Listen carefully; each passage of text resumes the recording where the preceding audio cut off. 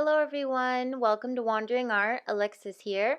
So today I'm going to be doing something really fun with these hexagon coasters. I always see everyone do ink in these, and I think it's because it's really hard to know what your outcome is going to be since you have to do them upside down. But I'm going to try for something really fun.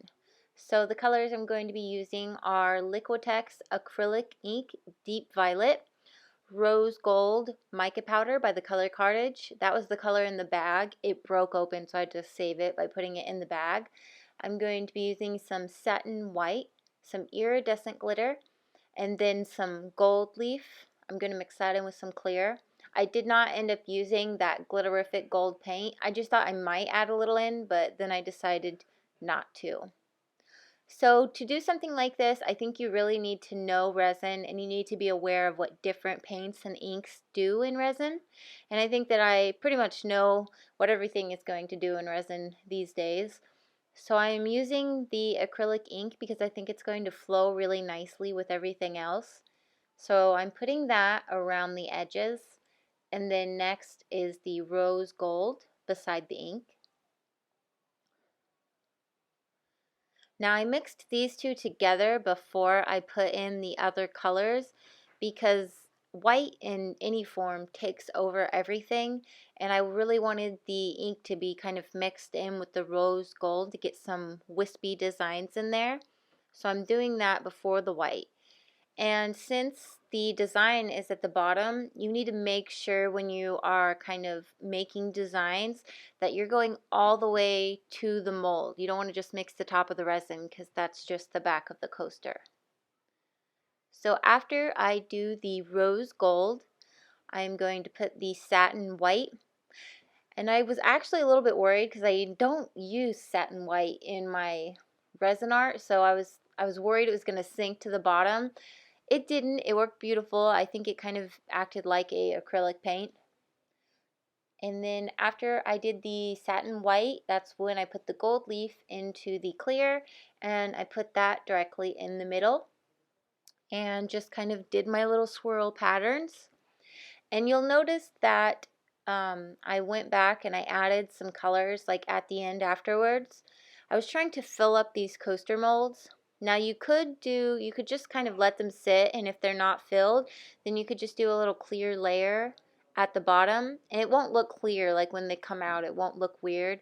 Whenever you do a clear on a small layer on something like this, it's going to look the color of what's above it. But I did add some of the rose gold and the white in, and if you'll notice, on two of the coasters, I added a lot of the white paint around the edges, and two of the coasters there was only enough to do a tiny bit of white paint.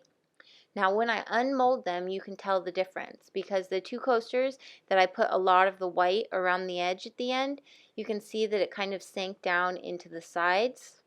Now I really like the look, and that is how I got it. I added that in at the end and it sank down around the edges. I personally like it, but just in case you didn't know why that happened, that is why. So if you like that effect, you know how to get it, or you know how to avoid that. Let me know what you guys think of these coasters. I know everyone really liked my last video with the gold leaf. And I feel like it's really weird because you guys, I didn't know this, but my camera was cracked when I did that video. And I thought that the color looked odd, but I didn't even look at my camera. But I'm really glad everyone liked the video. Thank you so much. Let me know what you guys think of these and if you like the hexagon coasters.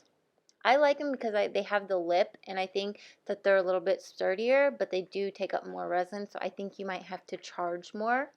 And usually here's where I would link my shop, but these are already sold.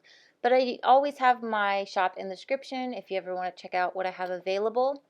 Also, always in the description, I link all of my materials to Amazon so you can go directly to the product and see how much it is or purchase it if that's something that you're interested in. If you want to see more of what I do ahead of time, like videos or my paintings, you can find me on Instagram, WanderingArt816, or you can find me on Facebook at Wandering Art. And if you guys like this video, please give me a thumbs up. And if you're new, subscribe for more artwork. And as always, guys, thank you so much. I appreciate all of my subscribers more than you know, and I will catch you all later. Bye.